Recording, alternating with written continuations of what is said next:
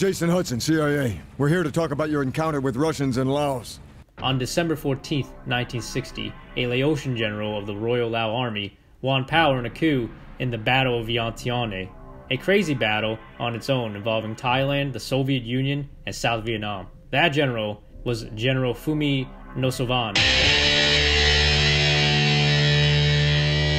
And right after the battle, ousted the neutralists under General Kung Lei into the Plain of Jars via Soviet airlift and began an uneasy alliance with the Pathet Lao.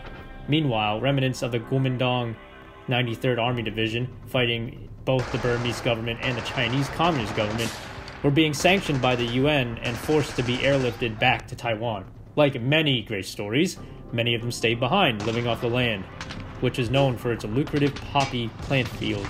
Ultimately, fate had it that these soldiers would cross their involvement into the Southeast Asian Holocaust by moving their trade into a four-point intersection known as the Golden Triangle, where Laos, China, Burma, and Thailand all meet up.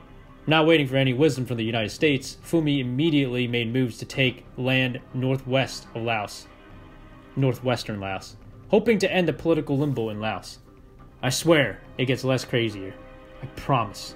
The Communist Chinese began building a series of highways in northern Laos from Mengla, Yunnan to Phang Saly, Laos. When finished, they went to build Route 46 in 1966 from Yunnan to the border of Thailand.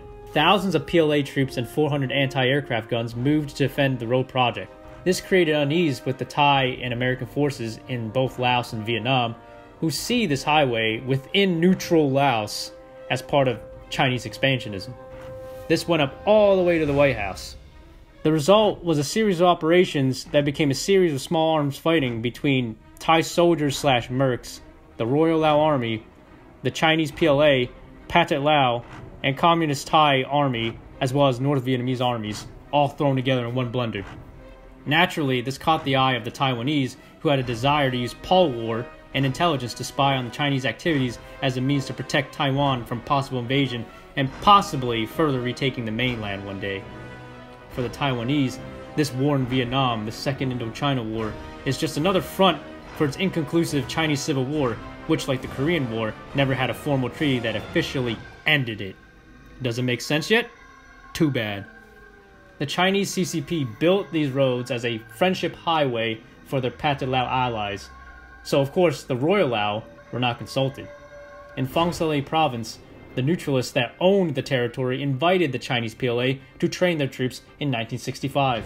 Going back to 1962, while the CIA was doing their thing spying on the Chinese construction, Phumi moved his troops from Muangze to Luang, Namtha. Communist troops from either China, North Vietnam, or the Pathet Lao fired mortars at the Laotian army there, giving the US military officers a Dien Bien Phu vibe with its topography. By May, Phumi sent his best soldiers along with some US Army Special Forces to train and prepare for the attack on the Pavan 316th Brigade. Yes, the same ones that fought in Dien Bien Phu. By December that year, they began the move out to Pak Beng Valley, where they were met with light fire by the Communist forces. It was then that the Taiwanese mercenaries under the banner of the Royal Lao Army arrived.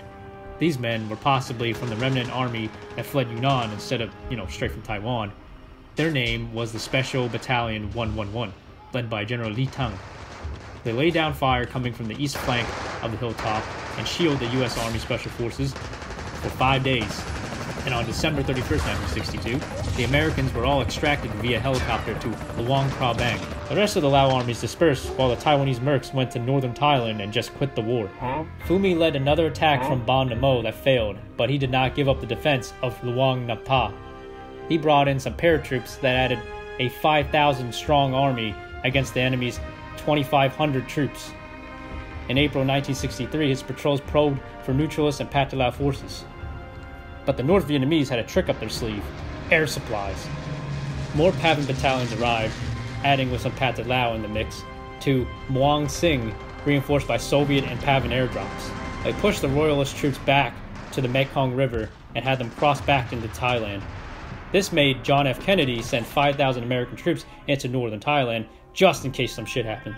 The U.S. Army SF were saved, but the 2,000 royalist Lao troops were captured by the neutralist and Pathet Lao. This quickly degraded Phumi's power as his best troops were now in little numbers, and most in enemy hands. This led to the actual coalition government in Laos, which is just as effective as it looks. Northwest Laos was now in the communist bloc hands, with the Ho Chi Minh Trail being ever more secure. They say we're trying to stop Chinese expansion, but I ain't seen no Chinese since we landed.